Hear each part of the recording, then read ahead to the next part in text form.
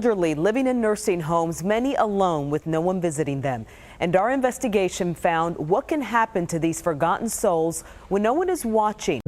There's a secret some nursing homes don't want you to know. Drug them up so they'll shut up. The feds recently busted the drug's manufacturer for giving lucrative kickbacks to nursing homes that prescribed it to sedate residents, a use not approved by the FDA. Cut staff, save money, and drug unhappy residents to sleep. Don't ever put your loved one in here, ever.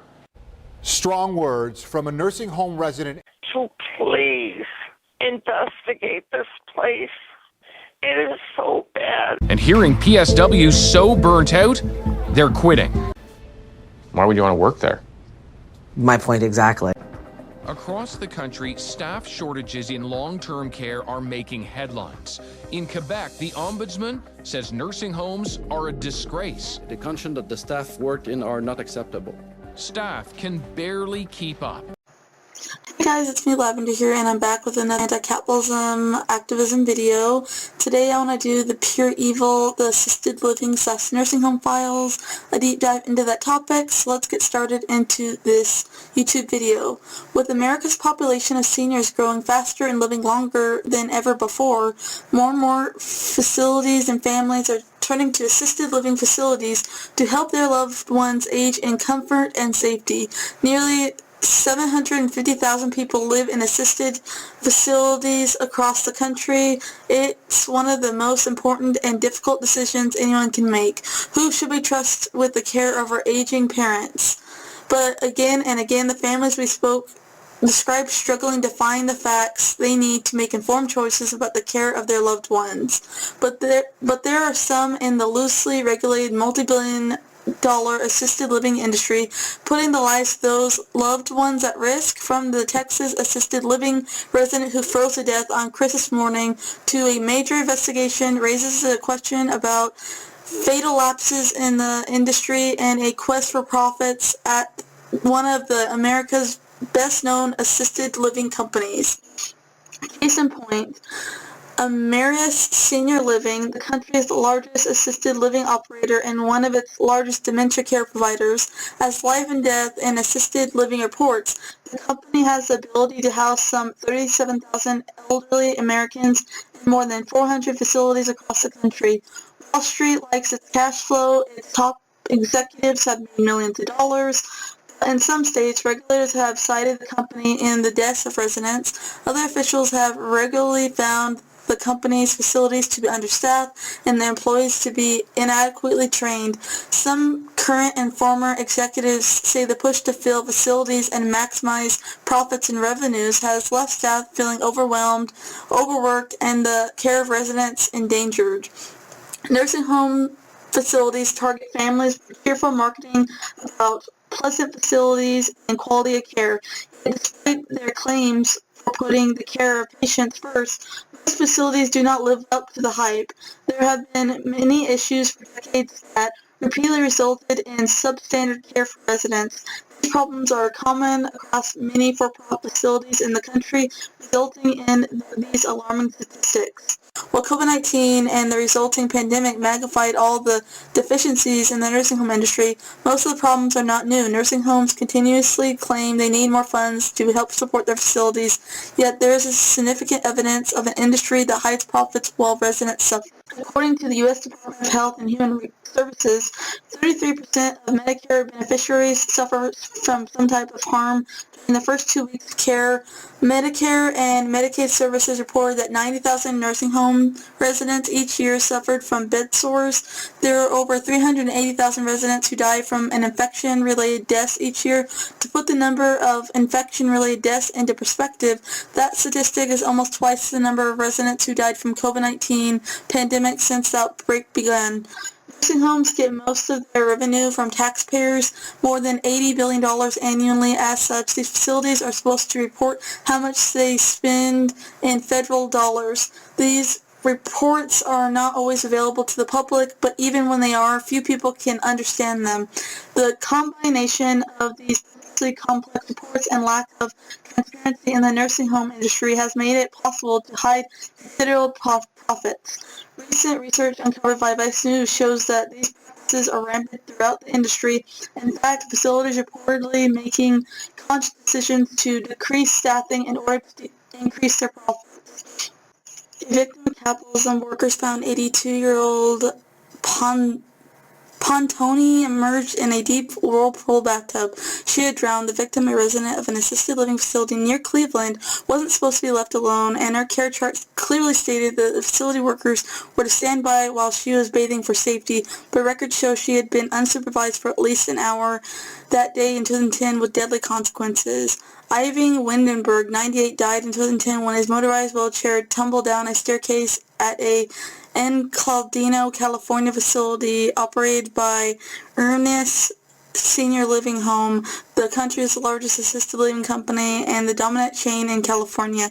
It took regulars 8 months to complete an investigation. When the state finally cited the fatality for not having enough staff and the place to prevent the fatal accident, the company was fined $150.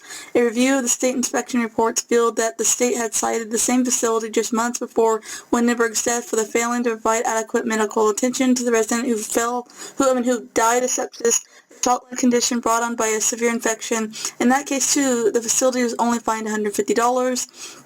And in 2012, a worker at Gold Age Villa, a small assisted living facility in Potter County, picked wild mushrooms and put them in gravy she fed to 5 seniors. Unfortunately, the fungi, aka the mushrooms, were toxic. 4 residents eventually died. The incident generated headlines all around the country and the world. The government response, however, was largely overlooked. The state barred the caregiver from working in the industry but did not revoke the facility's license or fine its owners as a whole. And in 2011, an inspector concluded that workers at a altitude senior care facility in Del Mar had neglected a bedridden resident, causing the person to suffer from severe malnutrition and numerous pressure ulcers or bed sores, including a wound that eroded to the flesh all the way down to the bone. State officials handed out a $150 fine again, and in 2007, workers at a Amherst assisted living facility, Oceanside, California, found Irving Elliott, 98, laying in the dirt beneath her window, cold to the touch. It appeared she had jumped or fallen. The drop from her second-story window had fractured her pelvis, 2 vertebrae in her back, left elbow, and multiple ribs. According to the court documents and the medical examiner's report as a whole, however, Elliott, who suffered from dementia, had been exhibiting increasingly erratic behavior. Her family contends that the facility was well aware of her issues but didn't take any action to prevent the fatal accident from occurring. Despite her deteriorating mental condition and state, Elliott wasn't moved into the building's memory care wing, a secure space for people with Alzheimer's and dementia. Elliott's family sued the company that owned the facility, reaching a settlement in 2008. In many parts of the country, assisted living operations face few consequences for the most serious lapses in care. All states have the power to shut down troubled facilities, but they typically only do so as a last resort after years of problems. Nursing homes in Texas sedating residents with dangerous drugs. An investigation into the way elderly are being treated in Texas nursing homes suggests that potentially dangerous antipsychotic drugs are being administered to residents who do not need them, so staffing levels can be reduced. The investigation was conducted by a Dallas area television station called Drugged and Dying. This is considered a serious problem because drugs like the antipsychotics are extremely dangerous. According to the Federal Drug Administration, antipsychotic medications and drugs are administered for no good reason kill about 15,000 elderly nursing home residents each year. Most states have a strict regulation to require nursing homes to maintain adequate staffing levels, but there are no such rules in Texas. Personnel costs account for about 70% of the nursing home's total overheads, which means reducing the workforce is a quick and easy way for them to boost the bottom lines. Antipsychotic drugs allow nursing homes to do this because they sedate residents and reduce the demands they place on their caregivers. Drugs administered for this purpose are referred to as chemical restraints. According to the investigation, 96% of nursing homes in Texas engage in this questionable practice.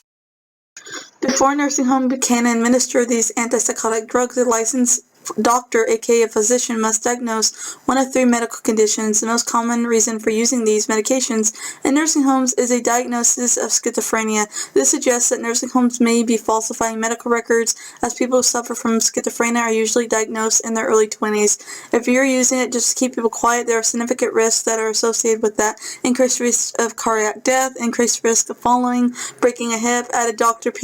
Pearson, who spent a decade as a psychiatrist in nursing homes.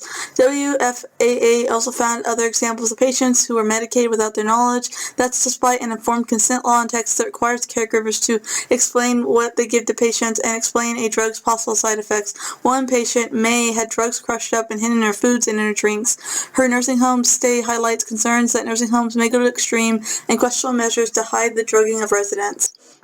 A victim of capitalism, May, 68, was placed in the facilities because she was too weak to get herself out of bed, and she needed diapers and needed someone to clean her up regularly on a regular basis. She began complaining at the care facility at one nursing home, and soon blue and white pills began showing up out of nowhere. Later, she was admitted to another nursing facility and diagnosed for the first time with schizophrenia. The staff tried to give her antipsychotic drugs, but she refused. Since 1970, more than 90 serial murderers around the world have been convicted after operating in hospitals, long-term care facilities such as nursing homes, and private residencies with elderly charges. Between them, the nurses mainly, and doctors, a few, have killed and injured over 600 people. In addition, over 2,600 deaths are connected to them but unproven. What this means is we could be talking about 130 suspected serial killers in North America, and in Europe, dozens of John Wayne Gacy's and Jeffrey Dahmer's walking around in the last half century. And these are only the ones known or suspected. There have been other homes and hospitals with highly suspicious death rates that have never been fully explained. More than half of healthcare serial killers are female, according to the Southern California University nursing professor Beatrice Crofts Yorker. Female serial killers they found tend to carry out their crimes over a longer period of time and usually have more victims. Are frequently nurses or serve some type of caretaker role. They choose victims who had little or no chance of fighting back. Amy Archer Gilligan, born on Halloween night in the late 19th century, murdered her husband's cashed in on his life insurance policies that financed the nursing home she ran, whose residents she ended up poisoning. In 2016, Canadians were horrified to learn that an Ontario nurse, Elizabeth Wanfer, had confessed to killing 8 long-term care LTC residents. In July 2019, the Ontario Long-Term Care Homes publicly and quietly presented its recommendations. One of those serial murder committed by the health care providers is rare. It is more common than most of us imagine and think. It is estimated that around 35 Americans are killed by HCSM per year. The true numbers are likely higher given that these crimes are often missed for years. Most convicted of HCSM are charged with fewer murders than they actually meant to. Elizabeth spent most of her career working in LTC homes and had several complaints filed against her. She confessed while in an inpatient at a psychiatric facility to using insulin to kill 8 residents and a further 6 attempted murders. Before she admitted to her crime, she avoided being terminated by her employer with the legally mandated support of the Ontario Nurses Association, the ONA. It was negotiated that she would not have a mark on her record, and the LTC facility was not allowed to share information or disclose information about the complaints with future employers. After this episode, she went on to work at another nursing home and killed another resident. And unless there are strong suspicions when a patient dies, the crime scene is quickly cleaned and the potential evidence is disposed of. In LTC facilities, it is sometimes said that no death is unexpected. Even if the death is a frail person is unexpected. It's understandable that suspicions may be low unless there is a reason or evidence or repeated episodes going on at the scene. Nursing home residents are particularly vulnerable given the frailty, care needs, and cognitive impairment. The families of Elizabeth's victims believe the system had let them down by putting the health professional before the patient. Comments from the family members of the victims reflected this anger. They put money and reputation in front of a human life. Now on to the treatment of the employees/workers. Now the industry is suffering through a historic staffing shortage, further exacerbated by the COVID-19 pandemic / the Omicron pandemic. A recent industry report estimated that nursing homes in particular and assisted living facilities together had lost more than 250,000 jobs since the start of the pandemic. Workers have quit in record numbers since the pandemic started, and during the worst of Omicron, many frontline staff had to stay home because of the breakthrough infections. Absences and staffing shortages leave those still showing up for work to carry the full burden. You can see in people's eyes the tiredness, the exhaustion, the frustration. 77,000 plus nursing home workers and residents have died of COVID-19 as a whole. Researchers are concerned the situation could have a lasting impact on the industry, which has struggled with a higher rate of turnover rate and staffing shortages for a long time. At some point, the system is going to fracture because people need care. It's a hard job with low quality pay, especially for those providing direct care like nursing aides. 86% of nursing homes and 77% of assisted living providers say their workforce situation has gotten worse and worse over the past 3 months. Even before the pandemic, the for-profit nursing home industry, the capitalism industry, had prioritized profits over lives, aka the quality care. And that was most evident in the dangerously low staffing levels. Reducing the number of workers to the bare minimum is the industry shortcut to higher capitalism profits. And it has dire consequences for residents and workers as a whole. A recent study showed that almost nowhere in the United States do nursing homes meet the industry standard for staffing. Here, there are simply not enough hours in the day for the staff at most nursing homes to meet the needs of the people that are currently counting on them that are living in these facilities and nursing homes. The result is pure capitalism misery, injury, and death for the nursing home residents. Many workers quit because they can no longer bear the no-win situation where they were forced to watch people suffer due to capitalism's greed. The senior living industry has a turnover rate of 50% according to the Better Business Bureau Labor of Statistics, and this number is quickly rising and it's getting alarming. Nurses and nurses' aides deserve to be paid fairly for the time they commit to the care of the residents. Unfortunately, a growing problem in many nursing homes is that of wage theft. Wage theft is the biggest theft in the world. In nursing homes, registered nurses, RNs, nurses' aides, and licensed practitioner nurses, LPNs, may not be reimbursed adequately for any overtime, hours, or expenses they incur as they deliver crucial services to the residents they're tasked into caring for. In one case study in California, employees of a predominant nursing home chain made the equivalent of $2 to $3.50 an hour for their work, far short of the federally established minimum wage. The chain in question was fined about $1.6 million for labor violations and wage theft claims, but this is only one of many similar cases across the country. Another nursing home company operated 5 facilities in the state of Massachusetts was fined almost $85,000 for failing to compensate workers fairly. These fines and numerous other violations resulted in the closure of all 5 facilities.